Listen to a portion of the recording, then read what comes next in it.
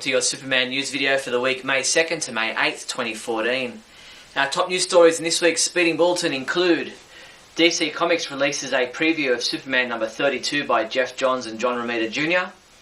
Young Justice, yes, remember that show, has been nominated for a Daytime Emmy Award. And we have further details about next month's Superman celebration in Metropolis, Illinois. Let's find out about these stories and more in this week's Speeding Bulletin.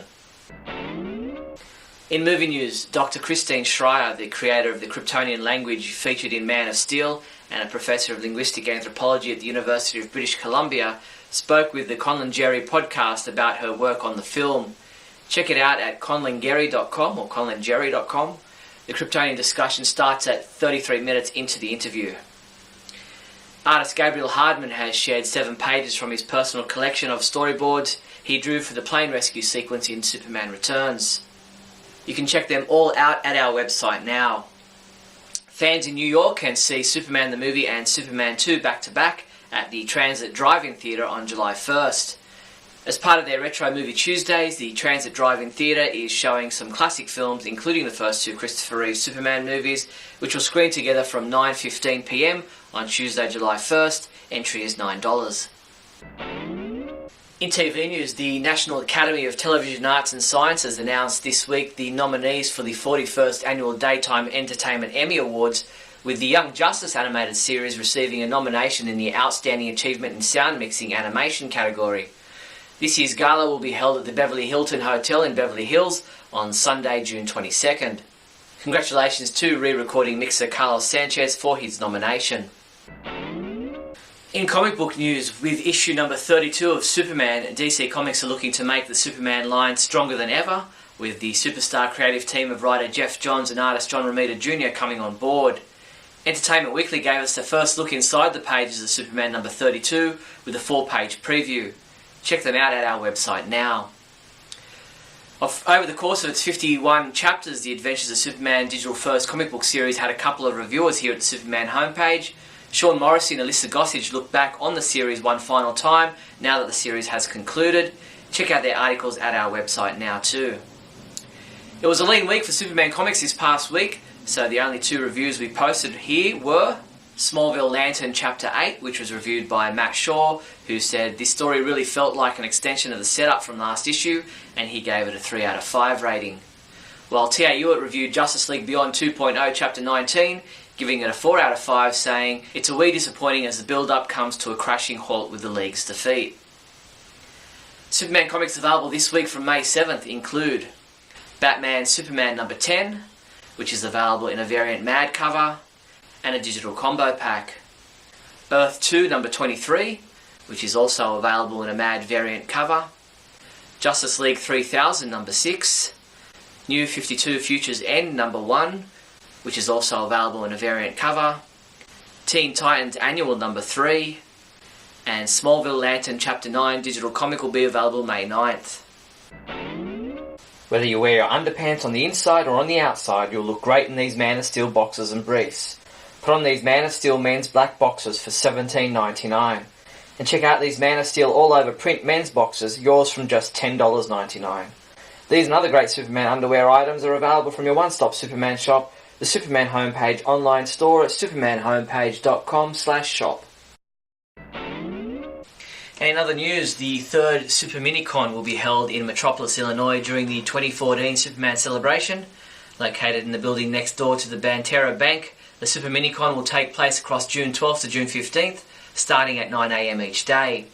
Come and meet artists Steve Stanley and Pete Smith, and prop masters John Clark and Jeff Holland. And come have a photo with the Batmobile. Our live Superman radio show this Monday night will welcome members of the Metropolis, Illinois Superman Celebration Organising Committee. Michael Bailey and I will be joined by Carla Ogle and possibly Lisa Gower to discuss this year's 4-day Superman Festival, the celebrity guests, and other entertainment they've got planned for the event. Tune in live on Monday at 7:30 p.m. Pacific Daylight Savings Time at supermanhomepage.com/live. Jasco Products Company announced a new line of DC Comics branded projectable LED night lights and other nightlight models. Jasco's new line of DC Comics projectables will feature Superman, Supergirl, Batman, Green Lantern, Wonder Woman, as well as DC Super Friends and Justice League designs. Stay tuned for further details and possible giveaways. Marcelo Rossetto, a graphic designer based in Orlando, created a series of Justice League beer labels as a fun personal project, imagining the beers that superheroes would brew. Using the Man of Steel symbol, the imaginary Justice League brewery brings you a strong pale lager for Superman's super strong beer. Superman fan Wayne Davies, dressed in his Superman dressing gown, stopped a burglar who sneaked into his house in April. This week the man appeared in court where he received a 2-year jail sentence. Wayne said, "I'm a big Superman fan and my wife Joanne bought me a gift set of Superman DVDs and the dressing gown for Christmas. I never thought I would be behaving like my hero in real life." That's all the news there was for the week May 2nd to May 8th. I'm Steve Younis from SupermanHomepage.com. Don't forget to subscribe to our YouTube channel. See ya. Great Scott. Great Scott. Great Scott.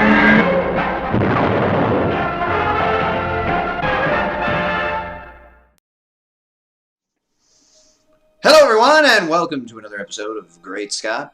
I'm Scotty V. Thanks for watching. So it's been announced, of course, a few weeks ago that Cyborg will be included in the new Batman / Superman / Wonder Woman / whoever else they're going to put in their movie. That's what I'm calling it now. I think that should be the title. Just Batman / Superman / Wonder Woman / Cyborg / pre-Justice League / whoever else they're going to put in this movie / add your own character here / the movie. But that's what I'm calling it. I find it very easy to say and very easy to remember. So you should take to calling it that too. The more you know. From Scotty V.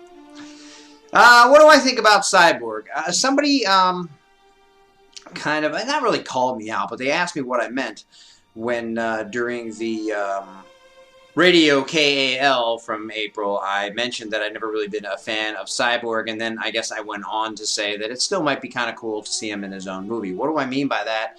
What I mean is I like the idea of standalone superhero films. I've said many times I like all superhero movies, so I like to see the expansion of the universe. I like to see characters that really were never given a second glance have their own movie. I loved it when Steel was announced that it was going to be a movie. I hated the way the movie turned out. I didn't really watch the whole thing, but I've seen scenes of it on TV, and I heard enough bad things, and I thought it was weirdly casted, and the character weirdly changed to kind of fit a Shaq comedic type movie that was meant to be somewhat serious but had that weird vibe to it.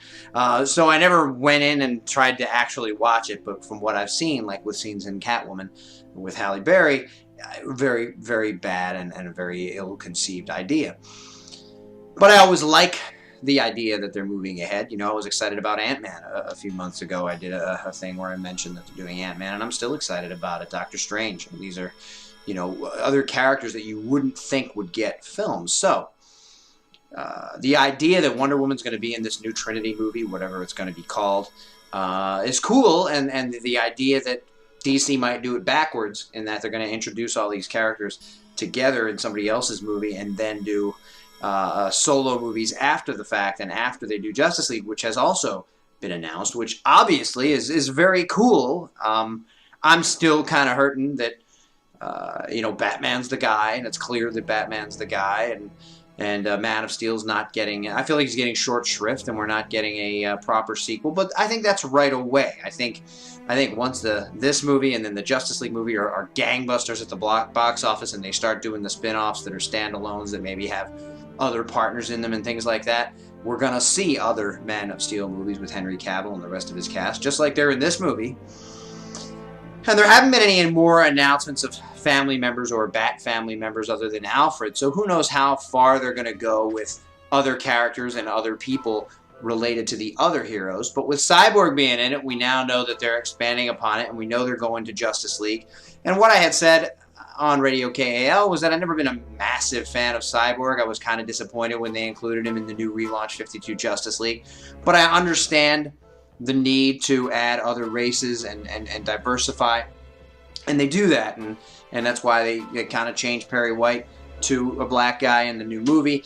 Because there aren't a lot of other races in a lot of these comic books. It's a lot of white people, a lot of white men. So the same thing with adding women. and trying to bring Wonder Woman in. And I love Wonder Woman as a character.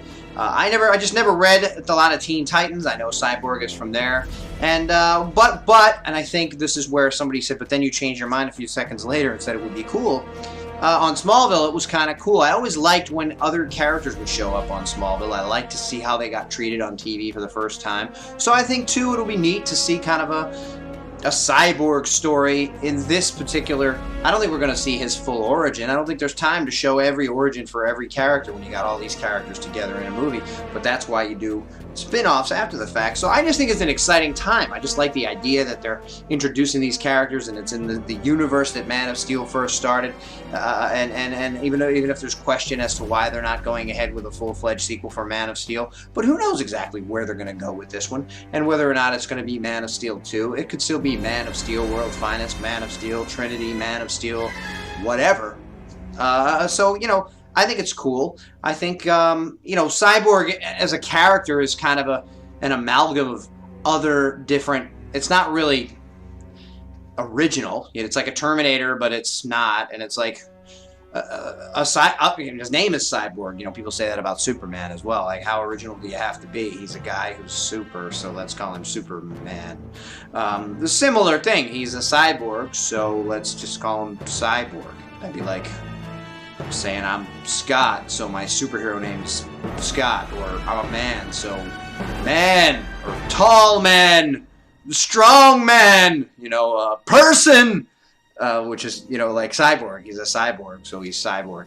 But I think it could be interesting in a movie. I like to see how they do renditions of the DC universe, so I'm looking forward to it. Cyborgs are cool. Thanks, everybody, for watching. And remember, always look up in the sky.